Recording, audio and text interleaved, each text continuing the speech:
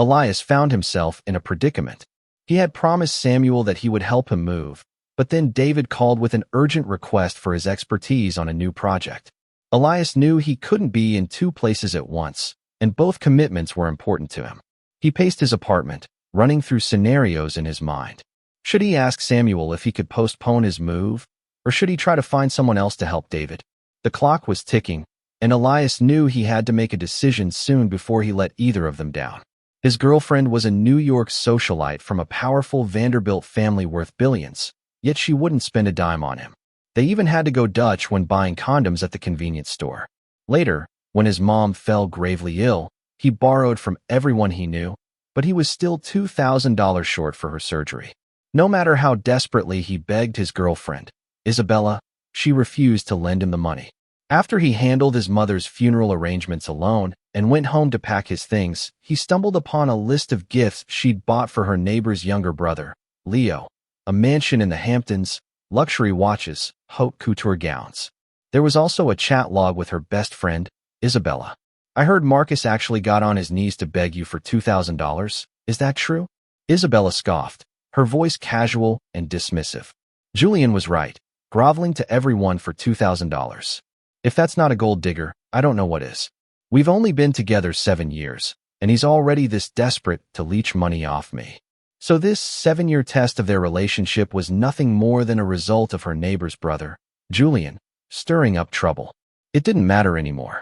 From the moment his mother passed, he had decided to leave her. Just as he put the gift list back where he found it, the front door opened. Isabella, reeking slightly of alcohol, sauntered in and sat down beside him. "Disappeared for a few days. I thought you had some backbone, that you wouldn't come back. But here you are, crawling back. You just can't leave me, can you?" She was practically accusing him of coming back to swindle money from her. Perhaps in her eyes, he'd always been nothing but a gold digger. He didn't even look up, just scooted over, avoiding the arm she tried to drape over his shoulder.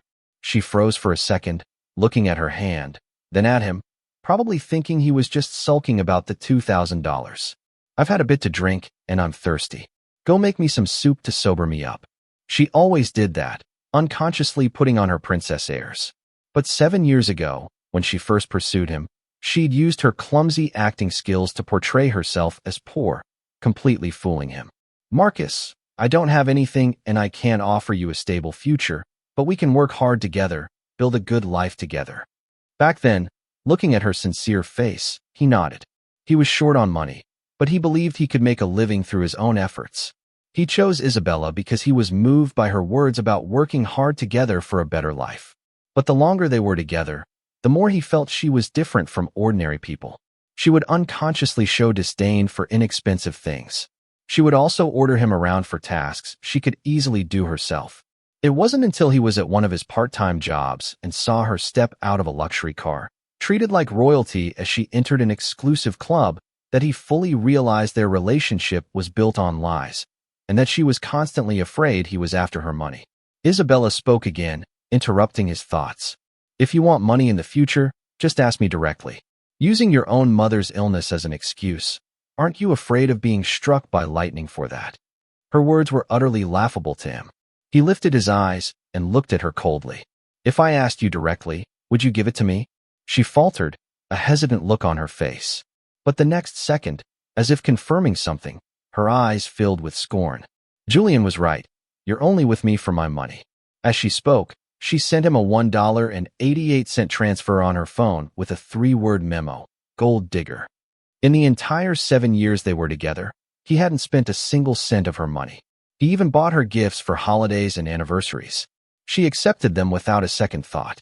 Yet, because she never got him anything, she'd sarcastically say that it was only natural for a man to buy gifts to appease his girlfriend. This was the him she kept calling a gold digger. This was the New York socialite worth billions. Remembering the gift list for Julian, remembering his mother tormented by illness, dying in pain because they couldn't afford treatment, he couldn't stand to look at her for another second. Just as he stood up to leave, there was another sound at the door. Julian walked in, shrugging off his jacket, revealing a sexy see-through shirt underneath. But the moment he saw him, he feigned shock and quickly put his jacket back on. "Marcus, what are you doing here?" He turned to Isabella.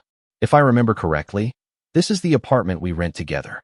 Not only do you casually give out the passcode, but you also let people barge in whenever they please." Hearing this, Julian put on a look of utter victimhood, scurried over to Isabella's side, and grabbed her arm. "Isabella, how can I be considered people? I just forgot my house keys and wanted to crash here for a night. Besides, if Isabella hadn't agreed to share the rent, Marcus, you'd be paying for it all yourself. So, in a way, you're the one benefiting." He had no idea how many times he'd instigated things like this behind his back. Isabella, after hearing him, didn't think she'd done anything wrong. In fact, she seemed to think Julian had a point. "Julian's right. I have my own place, so splitting rent here really puts me at a disadvantage. It's like paying someone to sleep with me. What's the difference with that?" She pulled out her phone, displayed her payment QR code, and held it in front of him. "You don't want people calling you a gold digger, do you?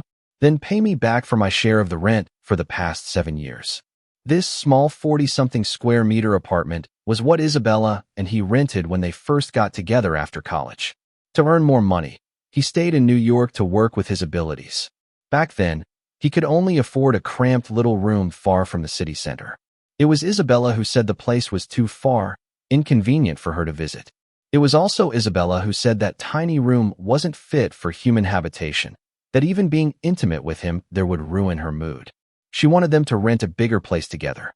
So, under the pressure of high rent, he took on another part-time job with the time he saved on commuting. Now, not only did she want him to pay back her half of the rent for the past 7 years, but she even implied she felt like she'd paid to sleep with him and had gotten a raw deal. "Isabella, what have you taken me for these past 7 years?" The humiliation and anger on his face were for himself. 7 years of his youth wasted on someone like this. The hand extended towards him trembled. The moment she saw his downcast expression, she pursed her lips and retracted her hand. "I was just kidding. At worst." She hadn't finished her sentence. Julian clicked his tongue twice, a disdainful look on his face. "Still say you're not after Isabella's money? If it weren't for Isabella, could you afford such a nice place? Isabella, you should just cancel the lease next month. You can't keep letting an outsider take advantage of your generosity or make Marcus sign an IOU. That would be fair. If assault weren't illegal, he really wanted to slap each of them. But if he did, they would surely find ways to extort money from him. Tasteless rich people and their favorite malicious games. 7 years he had played along with them long enough. He was done. "I'm not signing any IOU. If you want money, feel free to sue me. See if the court will rule against me. I'm not living here anymore either. Since Mr. Julian wants to stay the night, remember to pay Isabella rent. Otherwise, you'll become a gold digger too." He was about to leave when Isabella grabbed him. The playful look she had moments ago was completely gone, replaced by a touch of reproachful anger. "Marcus, are you serious? Julian and I were just joking with you. I suggest you think this through. If you leave here, you'll never be able to afford such a good place again." He was truly wrong, incredibly wrong. He shouldn't have let her sweet talk him out of breaking up when he first found out she was a New York socialite. Even more so, he shouldn't have, time and time again, when she accused him of wanting her money, believed her talk about an equal relationship that shouldn't be dominated by money. He only remembered how she'd use her stomach to warm his hands in the coldest part of winter. When he had a headache, she'd gently massage his temples with her warm little hands. They had indeed loved each other, and it had been sweet. But their love absolutely could not be tainted by money. "Isabella, let's break up." Only when the words "break up" left his mouth did she finally drop her playful smile. At the same time, a hint of panic appeared on her face. "Break up? Marcus, you're actually breaking up with me? I don't agree. What right do you have to dump me? There's a limit to your tantrums." She always put herself on a pedestal, as if being in a relationship with him was a gift she bestowed. He just looked at her calmly. "I'm not having a tantrum. Since you constantly think I'm a gold digger after your money, perhaps you should find someone from your own social standing and have a fair relationship." Not wanting to say another word to her, he turned and went back to the bedroom to continue packing. About half a minute later, he heard her roar, "Marcus, don't you regret this?" He ignored her threat and cared even less when she slammed the door, leaving with Julian. A love where he was treated like a thief, he had endured it for 7 years. He didn't blame Isabella for his mother's death. She indeed had no obligation to lend him money. But when he needed help the most, even when he knelt before her with an IOU, begging her to save his mother. She turned a blind eye, still thinking he was a gold digger. His love for her, and for their 7 years together, completely died. In the dead of night, carrying all his luggage, he walked the deserted streets. The vastness of New York held no place for him. Likewise, he had lost his reason for staying. His mother was gone, and their love had run its course. Every second he remained would only add to the sorrow.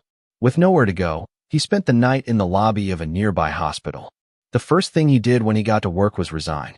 His boss looked surprised when he received his resignation letter. Resign? Did Ms. Vanderbilt approve your resignation? By the way, if you resign now, your bonus for this month will be minimal. We'll just deposit your remaining salary into one account. He frowned.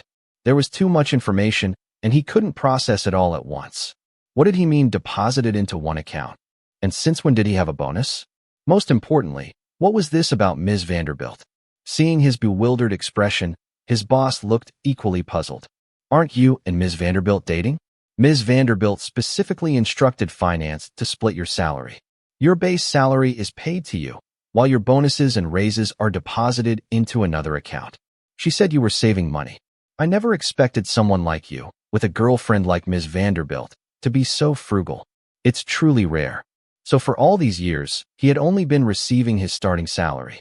His repeated requests for raises, it wasn't because he wasn't working hard enough, but because Isabella had diverted the extra pay to another account.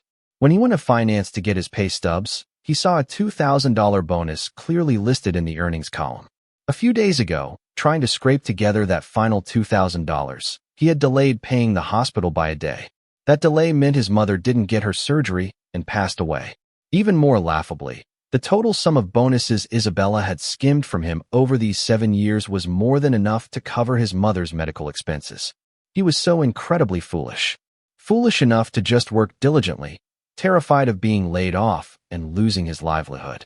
And foolish enough to be completely deceived by Isabella, utterly unaware. To avoid making her think he was a gold digger, not only did he never spend her money, but she also siphoned off his hard-earned income. In this relationship filled with lies and humiliation, he had somehow persevered for 7 years. Just as he was holding his pay stubs, preparing to confront Isabella, she brazenly appeared before him. Marcus, we just had a little argument, and you run away from home and try to resign? Your temper seems to be getting worse and worse. Following her, Julian wore a gloating expression. He walked over, feigning concern, and said, Marcus, you're so ungrateful. You're spending Isabella's money, living in the apartment she rents for you. Without Isabella, could you even survive in New York? Shameless people truly can lie without batting an eye. He laughed out of sheer anger, about to retort, but Isabella cut him off. Julian's right. If it weren't for me, these past 7 years you would have starved to death by now. Let's just say you're acting out today. I'll grant you a day off. Come home with me. I won't even deduct this day of absence from your salary. The more he saw Isabella's true colors, the more he felt it. These long 7 years, just how blind had he been? People around them started pointing and whispering about him. When they saw Isabella didn't stop them, their voices grew louder. Ms. Vanderbilt hid her identity just so Marcus wouldn't feel inferior. She even made us keep it a secret. That shows how much Ms. Vanderbilt cares for him. He eats her food, lives in her place, and still throws tantrums at Ms. Vanderbilt. Trying to marry rich without having what it takes. Without Ms. Vanderbilt, what is he? The more people around them gossiped, the more smug Isabella looked. Julian kept chiming in, pinning all sorts of baseless accusations on him. Marcus, didn't you lie about your mother dying just to get $2,000 from Isabella? Wanting to leech money while trying to maintain a good image? You're such a hypocrite. His words were like cold water on hot oil. The atmosphere around them instantly exploded. Everyone looked at him with contempt, and insults flew relentlessly. He looked at Isabella. She still wore an expression of utter indifference. She even seemed to feel a sense of grievance, as if Julian had voiced her innermost thoughts. He twisted his lips into an absurd smile. Just as he was about to speak, Isabella casually grabbed his arm, feigning generosity and acting as a peacemaker. Never mind, never mind. What's past is past. It's not like I'm short of that little bit of money. If you want money in the future, just ask me openly. There's no need to make up so many excuses. When Isabella spoke, the entire office seethed with indignation. everyone thinking he was ungrateful and didn't know his place. Exactly. Ms. Vanderbilt is so wealthy. If he wants money, he should just ask directly. To curse his own mother for money, that's just inhuman. I can't believe Marcus is this kind of person, and I used to think he was frugal. I even brought him food sometimes. Someone like him, Ms. Vanderbilt, should just dump him. Make it so he can't survive in New York. He looked at the colleagues who he used to be on good terms with, now also joining in to trample on him. Then he thought about Isabella's actions. Suddenly, it all felt meaningless. Since he was leaving anyway, even if he slapped the pay stubs down in front of her right now, she and Julian would just come up with more bizarre statements to have everyone continue humiliating him. He silently put the pay stubs into his pocket. He looked up and smiled at Isabella. We've been together for 7 years. You can go ahead and calculate exactly how much of your money I've spent. If you can't name a single cent that was spent on me, then please return the hundreds of thousands you owe me.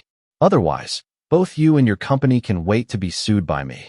All that talk about a love untainted by money, yet it was constantly steeped in it.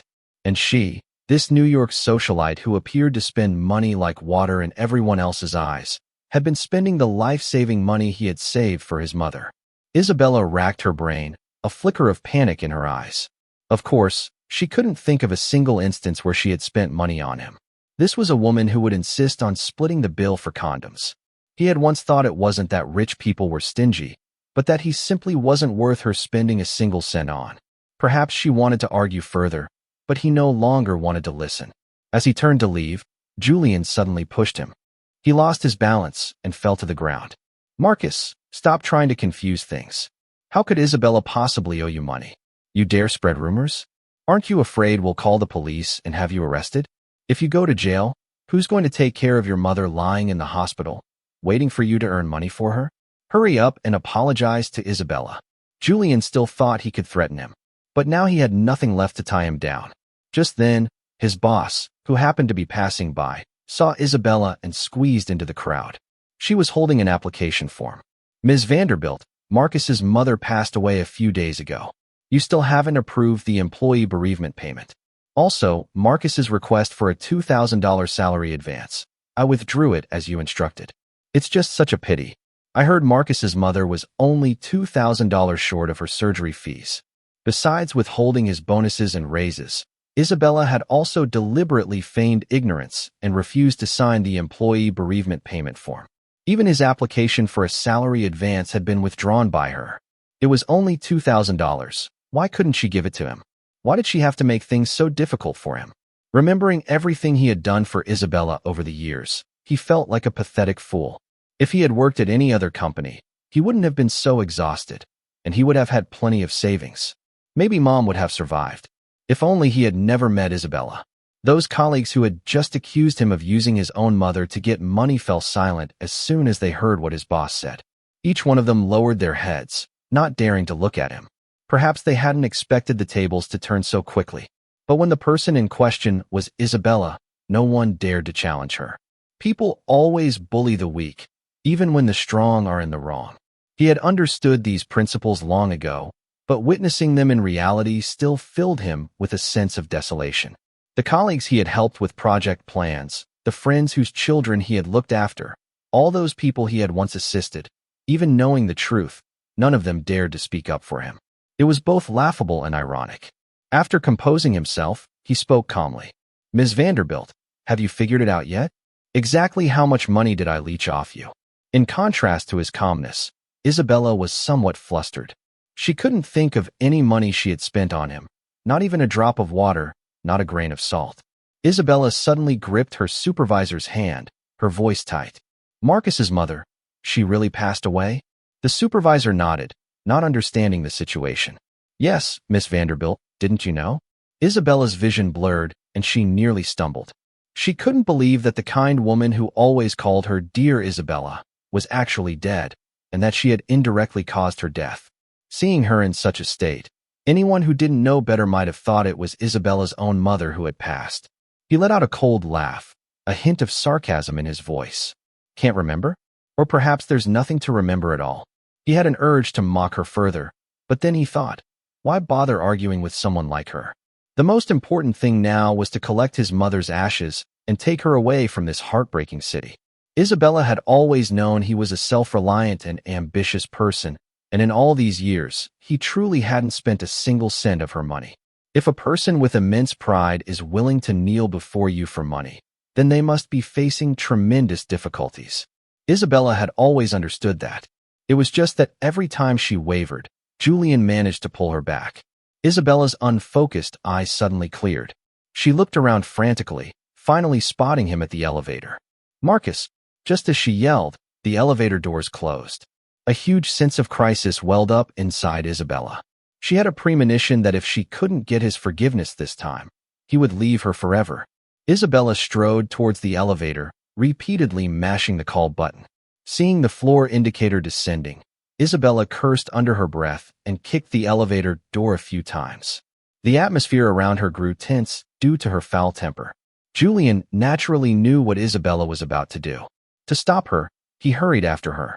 "Isabella, where are you going?" Isabella wrenched herself free from Julian, who was clinging to her from behind. Her brow furrowed slightly. "I'm going to apologize to Marcus." A flash of malice flickered in Julian's eyes, which he quickly concealed. "Isabella, if you hadn't given Marcus a job, he wouldn't even have been able to stay in New York. His mom died, so what? It's no big deal. At least now he can't use that as an excuse to leech money off you anymore. If you go to him now, you're just giving him the upper hand. Men understand men. Marcus is just playing hard to get." In that instant, Isabella felt that the Julian standing before her was a stranger. She knew how capable he was. The company's market value had increased significantly in recent years thanks to his efforts. Ironically, it was Isabella who had been secretly suppressing him. A human life, yet in Julian's, it was so worthless. Isabella had just been carefully recalling their past. She hadn't spent a single penny on him, nor had he exhibited any gold-digging behavior. It seemed that every time he had been hysterical, every accusation and explanation he had offered, Isabella had been misled by Julian's words. The image of him as a gold digger had become deeply ingrained in her mind. The current situation was entirely due to Julian's instigation. After every single argument they had, the words were familiar, the script was familiar, but now Isabella only felt disgusted. If it weren't for Julian, Isabella wouldn't have developed such a twisted perspective on love. By the time she realized it, everything was already too late. Seeing Julian blocking the elevator entrance, Isabella's face turned unusually cold. "Move, Julian." Unwilling to yield, he had a look of grievance in his eyes. "Isabella, I can't let you." Before he could finish, Isabella shoved him aside. "If you get in my way again, I'll never see you again in my life." When Isabella finally reached the ground floor, she ran towards the entrance, shouting, "Marcus, don't go." He ignored her, got into a car, and left the company. By the time Isabella reached the doorway, all she could smell was exhaust fumes. For a moment, she felt a wave of defeat. For the 3 days after he left the company, Isabella had been constantly searching for him. Of course, he hadn't been idle either. He remembered a senior classmate from college who he'd heard had opened her own law firm after graduation. He found her in his contacts and tentatively sent a message, no red exclamation mark. Thankfully, she hadn't deleted him because of their previous acquaintance. His former classmate, and he quickly reconnected. He described his situation to her and relayed what his boss had said, hoping she could help him recover the money. It was what he deserved. He had been blinded by love before, but now he genuinely wanted to sever this relationship completely. What was rightfully his had to be reclaimed. He didn't want Isabella's money, nor did he want to be a gold digger. To prevent any unexpected issues, he asked his classmate to print out the relevant laws and regulations. With evidence in hand, no one could slander him. In just 3 days, Isabella had become visibly haggard. When she finally received news of him, it was in the form of a court summons. Isabella held the document, taking a long time to process it. A self-deprecating smile touched her lips. The lawsuit wasn't as difficult as he had imagined. After winning the case, the money was quickly deposited into his account. Looking at the balance, it felt somewhat surreal. His mother was gone. This money was essentially useless to him now. But he couldn't let the money he rightfully deserved be unjustly withheld by Isabella. At the courthouse entrance, the wind blew through his hair. He returned to his hometown, a small town in Pennsylvania. He opened the gate to the small courtyard house where his mother and he had lived. relying on each other. The familiar scent filled the air, and tears welled up in his eyes once more. He helplessly clutched his mother's ashes, squatted on the ground, and wept uncontrollably. "I'm sorry, Mom. I couldn't give you a good life. I'm sorry, Mom. I couldn't get the surgery money in time. I'm sorry, Mom. You didn't get to see me get married." There were so many things he had failed his mother in. After crying until he was exhausted, he saw a small stool in the yard. It still had the smiley face his mom had drawn for him on it. But the stool, unused for a long time, was covered in moss. He picked up the stool and walked to the nearby creek. With a brush, he scrubbed away the dirt again and again. The smiley face on the stool became clearer and clearer. That smile looked so much like Mom's.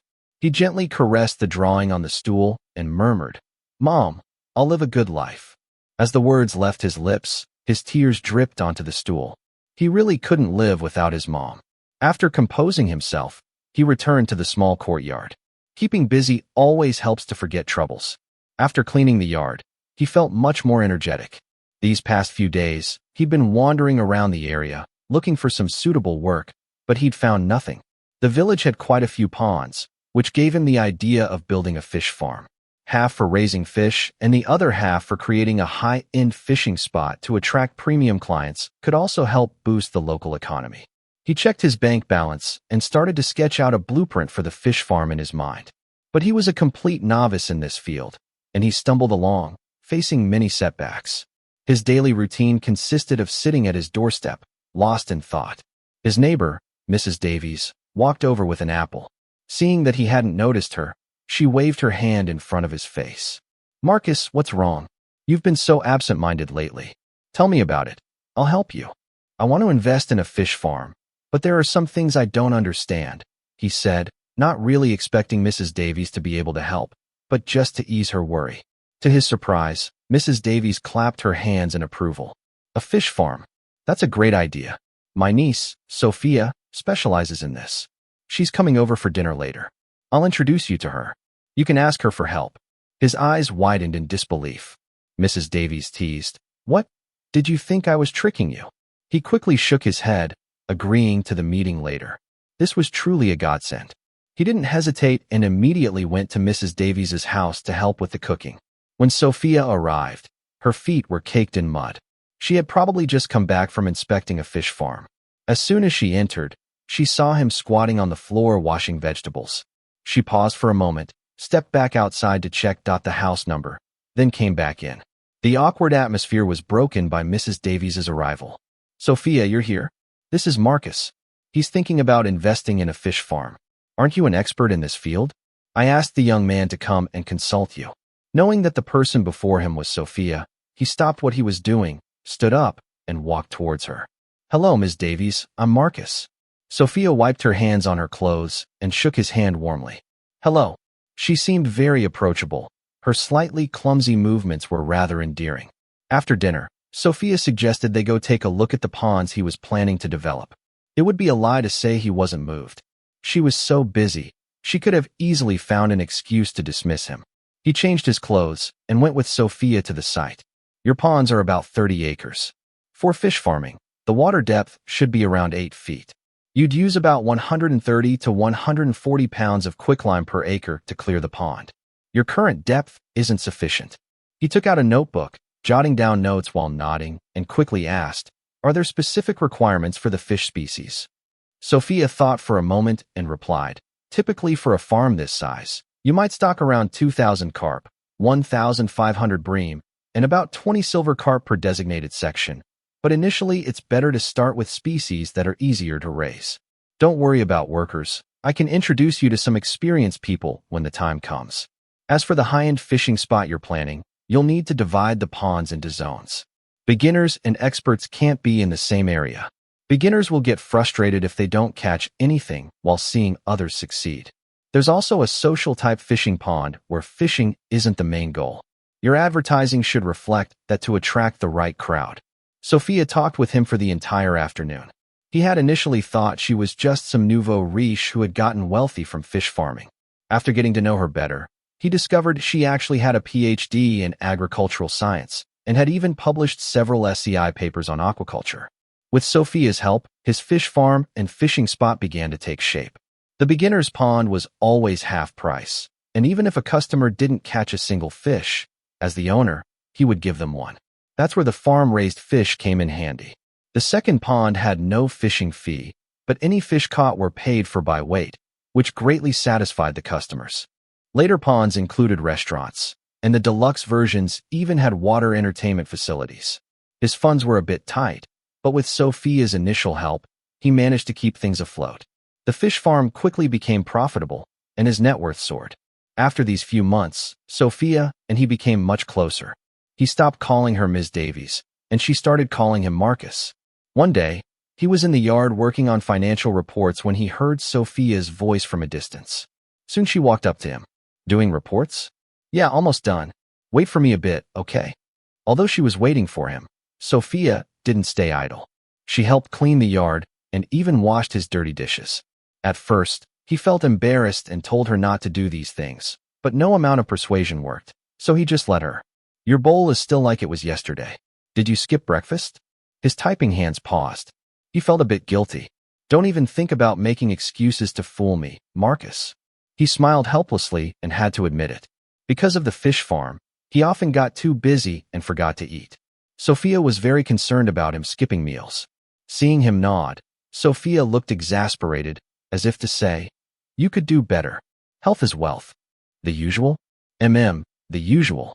The usual was Sophia's signature tomato soup and grilled cheese sandwich. She made it really well. Both were bosses, but Isabella was always high and mighty. Forget her cooking for him. After Julian appeared, if he was sick and asked her to simply get him a cup of hot water, it would be twisted into gold-digging behavior. Maybe Sophia wasn't as rich as her, but first-generation entrepreneurs are always smarter and tougher than the inherited wealth generation. After he finished the reports, the meal was placed before him. When he was halfway through, Sophia smiled and spoke, "Full." Whenever he was full, his eating speed slowed down. One should always finish what others prepare with care. Even if he was full, he would slowly finish the food. If you're full, don't eat more. You'll feel uncomfortable. He paused, then chuckled. "Sophia, are you a mind reader? You know me so well." "Ha ha ha. I can't help it. Your thoughts are written all over your face. It's hard not to know simple thoughts." It was the first time someone had described him that way. Isabella always thought he was a calculating gold digger. If he was really as Sophia said, why had Isabella never once considered his feelings all these years? Seeing his expression change, Sophia quickly asked, "What's wrong? Did I say something wrong?" He smiled, shook his head, and his expression returned to normal. Then Sophia took out a gift box from behind her. "See if you like it." He wasn't shy. He took it and opened it directly. It was a watch. "Last month, I was invited to a jewelry show, and the organizers suddenly gave it to me. I mean, it was a gift and I thought it would suit you. Ha ha ha. I haven't had a chance to give it to you. If you don't like it, just, put it somewhere. Anyway, I like it." "What did you say?" Sophia was surprised by his answer. She had given him many things before, and he had always accepted them politely. This was the first time he had proactively said he liked something, not out of politeness, but genuinely. Sophia's stunned look was just like when they first met. He said, "I really like your gift." Her stammering and trying to cover things up just now was really amusing. She said his thoughts were simple and easy to guess, but wasn't she the same? This watch was no casual gift. It would have cost a lot of money and required a big decision. Sophia probably thought he didn't understand these things, but anyone not foolish could see such an expensive watch. How could it possibly be a party favor from an event? Had Isabella ever given him any gifts? Seemed not, at least not that he could recall. If there was anything, it was her half of the birthday cake cost each year, which they split, but she ate most of the cake anyway. To suit her taste, he always bought mango cake. Thinking back, he was really foolish to think such a woman truly loved him. Those small things she did that moved him were all low-cost efforts, things anyone could do, yet he was deeply moved, thinking he couldn't live without her. Sophia looked at him tenderly, and he felt a bit shy under her gaze. "Why are you staring at me?" Sophia snapped back to reality and quickly looked away. She wouldn't dare admit she had been captivated by his face. "Ahem, sorry Marcus. I was thinking of taking you to see the new fish farm tomorrow. Want to go?" An invitation from the great President Davies? Of course I'll go. Okay, you can dress up a bit tomorrow. There's a banquet at the new farm in the evening. The scenery is great. I'll take pictures for you then. Perhaps afraid he'd misunderstand, Sophia quickly clarified. I'm not saying your usual clothes aren't good looking. You always look great. I saw on your social media you like taking photos, so I thought I'd help. Wear whatever you like. Sophia, really, she stutters when she's nervous. Got it. I'll wear my favorite clothes tomorrow. Don't overthink it. I'm not overthinking it either. The next morning, looking at a closet full of clothes Sophia had given him, he put his head in his hand and smiled. Which one was her favorite for him? Recalling her expression each time she gave a gift, he really couldn't pick one. She seemed to only care if he liked them. 3 hours later, he finally made a decision. A refined light blue shirt, perfect to go with the watch she had given him. Sophia had planned to pick him up, but he declined. He wanted to go alone to give her a quiet surprise, to show her through his actions that he loved her gifts, every single one. But unexpectedly, as he was about to enter the venue, he saw Isabella. He wanted to leave quickly, but she grabbed his wrist. He instinctively pulled away, looking at her warily. What are you doing here? Isabella was stung by his reaction. Marcus, I've been looking for you for so long. I finally found out where you are. Can you forgive me? Give me another chance? It was all my fault, before listening to Julian's sour discord between us. Stop, hold it. I don't want to hear your explanations. I don't want to see you again. As for the past, it's over. Don't bother me anymore. Isabella, unwilling to give up, took out a gift box from behind her. It was a high-end luxury item, the kind favored by elite men. When he was younger, he also dreamed of working hard so that one day he could own such luxuries. In such a short time, another woman was offering him such a gift. Isabella held the gift box and said solemnly, Marcus, let's get married. I'll spend my life making it up to you. Give me one more chance. Before he could refuse, Sophia rushed over and stood in front of him, staking her claim. Ms. Vanderbilt, trying to steal my man on my turf isn't very appropriate, is it? What did she mean, her man? Looking at her slightly angry face, a smile spread across his. With someone else intervening, Isabella put down the gift box she was holding, looking at Sophia with hostility. Her voice was full of anger when she spoke. What do you mean, your man? Marcus is my boyfriend, Sophia declared. He quickly gestured to Sophia and clarified, mainly for Isabella's benefit. No, she isn't my girlfriend. We broke up a long time ago. Hearing this, Sophia smiled, sized up Isabella, and naturally noticed the gift box in her hand. I remember that day at the auction, Ms. Vanderbilt, you were bidding on a watch. I thought with your wealth I wouldn't stand a chance, but you gave up when the bid reached $2 million. Did you decide you preferred this less expensive one for Marcus instead? Sophia's words shocked him. $2 million? Had she spent $2 million on this watch for him? He immediately wanted to take off the watch. Are you crazy, buying something so expensive for me? Sophia gently patted his hand. Because you're worth it. At this moment, Isabella also saw the watch on his wrist. She had originally planned to buy that very watch for him at the auction, but $2 million. It wasn't that she didn't have it.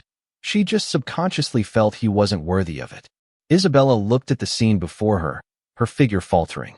What she had been reluctant to buy for him, someone else naturally had. She had truly lost completely. People always fantasize about what they can't have. Isabella's voice choked with sobs. Marcus, that money of yours, I didn't intentionally withhold it. It's just that a long time ago, you said you wanted to marry me, wanted to save up for our wedding yourself. I was afraid you wouldn't be able to save it, so I wanted to help you. I never intended to take your money for myself. I truly love you. I can give you anything you want.